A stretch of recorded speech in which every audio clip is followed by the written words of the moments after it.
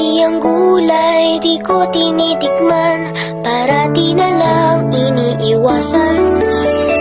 Pero ang gulay masarap pala kapag sinabawan na siya. Makulay, makulay ang buhay. Makulay ang buhay sa sinabawang gulay. Sinabawang gulay, sarap talaga. Ang bawat higop ay puno ng saya.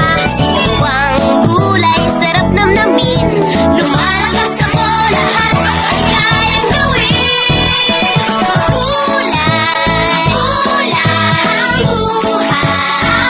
buhay. Makulay ang buhay sa sinabawang gulay. Sabaw pa lamang ay healthy na. Lagyan ng